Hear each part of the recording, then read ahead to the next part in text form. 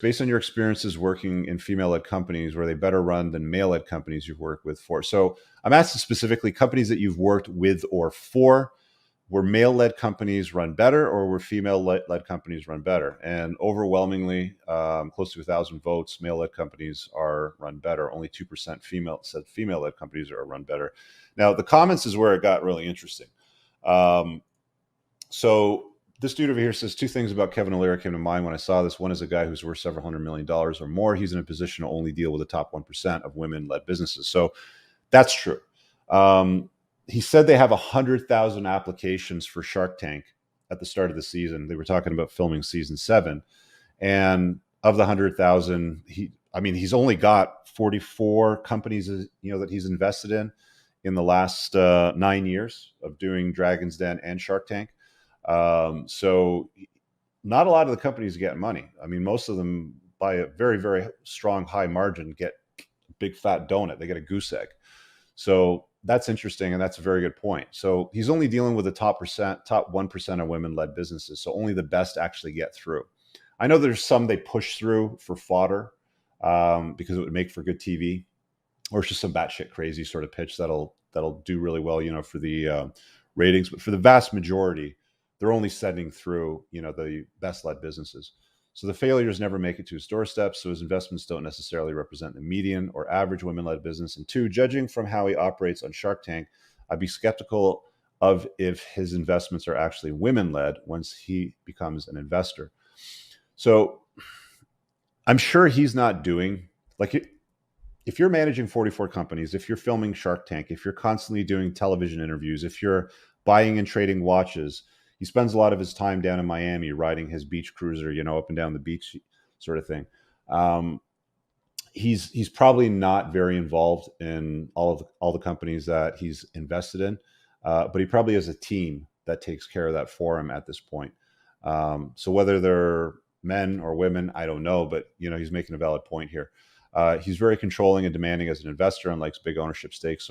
So he most likely calls the shots behind the scenes, and the females at his companies are more likely just managers for his investments at this point.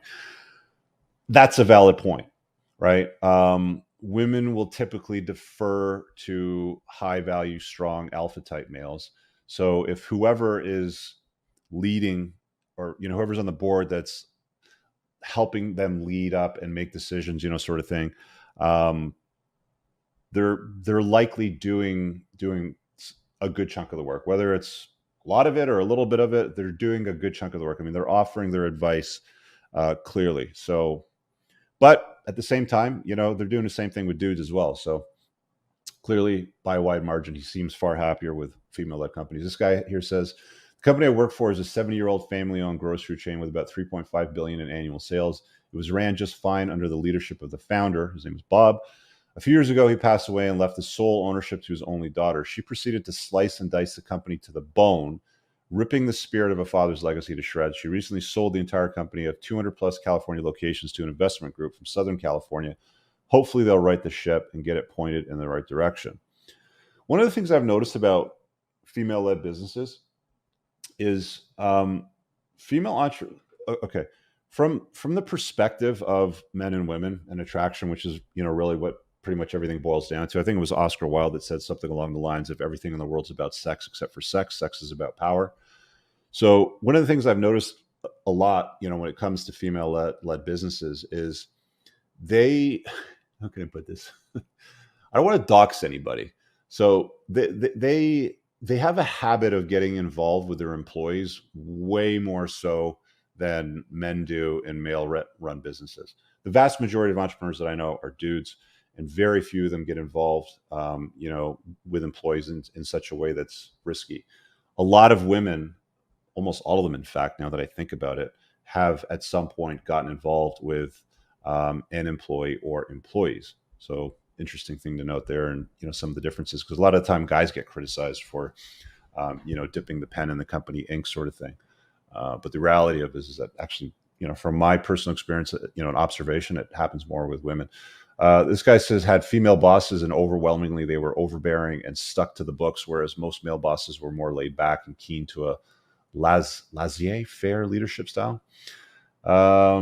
I'll say in my experience dealing with female managers, there's been a total nightmare. Okay, so let me say this. Um, when I was in the collection world, I don't know, we had probably 600 or 700 seats in the office that I was in. So there was divisional managers for each department, for student loans, for sundry items, for federal loans, for workplace safety board claims, credit cards, unsecured. So there's all these different departments. So there's probably about 12 to 15 managers. I was one of the managers at the time when I was in the organization, and I reported directly to the vice president. So there's all these like upper level folks that have done the work, and a small handful were women. I think two were women. They were so difficult to work with. Um, Everything was like drama. So and so looked at so and so the wrong way. It wasn't done exactly to specifications that they had set. Or if you talk to them in a certain way that they don't like, they never used terms like mansplaining back then. That's a relatively new term, but similar to that, they would, why are you talking to me like that? You can't talk to me like that. So that's just how it went sometimes. I mean, but some of them are real tough cookies. Like, you would not want to be in a relationship with them. I couldn't imagine coming home to a female entrepreneur, wife or girlfriend, and just like that would just, for me, be a version of hell. I'll say that my experience dealing with female managers has been a total nightmare. However, corporate America is much better suited for women than men, in my opinion. Not sure about entrepreneurs. He's got a point. The way that corporate America is going right now, with the wokeness, the inclusivity, the rainbow days and all that sort of stuff, it's probably beta type men and women that are leading the charge on that, for being honest. I mean, a guy like me, if I was still running my business and I had employees and I was taking care of all that sort of stuff, right now I'm a company of one and I much prefer it this way. I would, if somebody said, oh, we have to change our Twitter banner to accommodate this month or that month or whatever alphabet soup thing was going on, I'd be like, no, homie, don't play that game. But the vast majority of corporate world today, rolls that way. I did get weird requests from female employees often, even like female-led, departments. I had this one that was like obsessed with wearing her pajamas to work on Fridays for some reason. It's just strange. I was like, no, we're not wearing pajamas to work. We're coming to work looking like we need to work and get things done here. This guy here says, I work for a department within the federal government. I'd say our denial region directors, okay, and regional directors, generals work harder than their male counterparts, but I don't think it's all productive. Okay, interesting. Since 2018, I've worked with and still am working with big tech firms, but personally speaking, working in a team about female team members is 1,000% better than having them in a team, based on my experience. Okay, that's interesting. It's cutting off the end of it here for some reason. There we go. Based on my experience, females can create successful businesses, but working under them is a nightmare for a guy who's red pill aware. Yeah, I've had a lot of private conversations with guys now where they actually either leave or they aim to leave the company that they're in because they can't take the browbeating. And the word that I've heard a lot is abuse. So I'm just paraphrasing that, from their boss or from their employer in situations like that. Just see what happened to McLaren F1 team when the daughter got in charge of the company. She had to sell it eventually because her management wasn't right, says Alex. I am working for a place that used to be run more by men, but it changed over the years. And now I think the managers and executive are mostly women. And the biggest difference between men and women leaders are the lack of professionalism by the women, in my opinion. I'll tell you what, I've heard from, women, hey, Coops, bend over so I can slap your bum with my licorice in the office in front of other people. I've never heard men talk to women that way on any professional level out in the open publicly. Maybe privately, I don't know. But yeah, there's definitely a gap in professionalism here, at this point that he's making. The way they handle gossiping and other messy stuff is pretty much pretending not to hear or to see anything. And if you complain about it, they seem to manipulate you by gaslighting you in a clever way and don't take accountability for their actions. They don't seem to care as much as men, in my opinion. And there's an issue where they use the same tactics as they do. So these guys are talking about, there's one guy that was talking about corporate, one guy in IT, regional director of government, blah, blah, blah.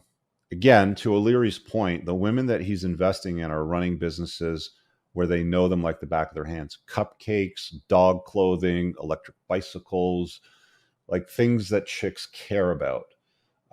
In the corporate world, to some of the points that these guys are making, yeah, they'll just, it's like, the old adage, like, how long you been working there? That question you ask an employee, and then her answer is, ever since they threatened to fire me, sort of thing.